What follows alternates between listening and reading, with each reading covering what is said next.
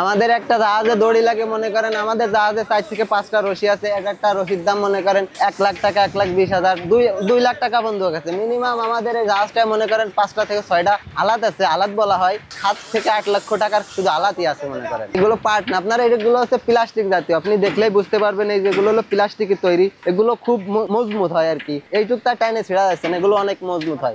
এগুলো থাকেই পানিতে, পানিতে ভিজলে নষ্ট হওয়ার কোনো সম্ভাবনা নেই। এই আলাদটা মনে করেন আপনার 2.5 লক্ষ টাকার উপরে আছে, দেখা যাচ্ছে একটু, কিন্তু এটা অনেক লম্বা। কিন্তু মিনিমাম আপনার 80 ফুট মতো এটা আছে, 80 ফুট এতটুকু লম্বা আছে, কিন্তু এটা 2.5 লক্ষ টাকার উপরে এটার দাম আছে। আমাদের যাতে মনে করেন সবচেয়ে মজবুত আলাদা এটা সবচেয়ে দামি আলাদা। আমরা এইগুলা সদরঘাট ওই পাশে দোকান আছে, দোকান থেকে আমরা নিই, আর ওরা হয়তো অন্য কোথা থেকে নিয়ে আসে। আমরা 4-5 জনে ধরে নিয়ে আসে, দেখা যাচ্ছে এরকম, কিন্তু অনেক ভারী পানিতে কিন্তু আরো বাস। এখন দেখা যাচ্ছে 4-5 জনে ধরে ধরে টাইনের জন্য লাগে। মনে করেন আমাদের এইগুলো একটা বয়স 2 বছর, ওইটার বয়স 2 বছর, এটার বয়স 3 বছর, এরকমের আছে। বিদেশিকের ব্যাপারটা তো আমি বলতে পারবো না, ওইটা আমার ধারণা নেই। বিদেশি মনে করেন ওই মাদার ভেসেল ওরা আসলে আর ধরেন ওরা অ্যাঙ্কারই ড্রপ করে বেশি।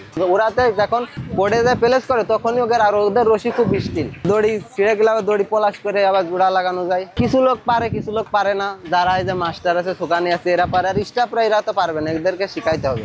দড়ি নিয়ন্ত্রণে এই একটা এই জায়গাটা 2 জন, ওই জায়গাটা 2 জন, দড়ি নিয়ন্ত্রণে 4 জন থাকে। মাস্টার সুকানির নির্দেশে কাজটা হয়।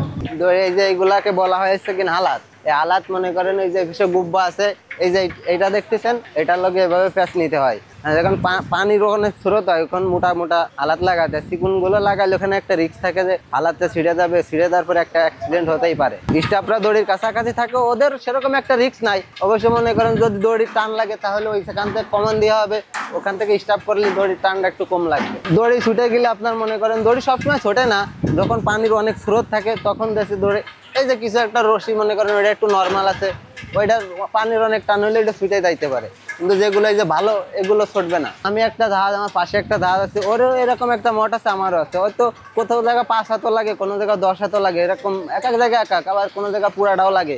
আমাদের জাহাজের জন্য এটাই পারফেক্ট। আর আবার বড় বড় কোস্টার জাহাজ আছে যেগুলো, ওইগুলো আপনার মোটা মোটা আলাত আছে আর কি। আমাদের দড়ির পরে অন্য কোনো ব্যবস্থাও আছে। যদি মনে করেন আমরা একটা দড়ি বেঁধে রাখছি এক জায়গাটা, আমাদের দড়িটা ছিঁড়ে গেল, এই জায়গাটা আমাদের অ্যাঙ্কার আছে, ওই সাথে আমরা অ্যাঙ্কারটা ড্রপ করতে পারবো। ওই কোনো রিস্ক নাই। প্রত্যেকটা জাহাজে অ্যাঙ্কার ব্যবস্থা থাকে, এর কারণে জাহাজে একটু দুর্ঘটনা কম হয় এই ছিঁড়ে যাওয়ার কারণে। আর পানির স্রোতের কথা ওই সময় ছড়বে, দুর্ঘটনা হতেই পারে। সার্ভিস লঞ্চ তো মনে করেন এই যে সদরঘাট থেকে ছাড়বে, হয়তো একবারে ডাইরেক্ট চাঁদপুর যাবে, ওরা তো পথে কখনো দাঁড়ায় না।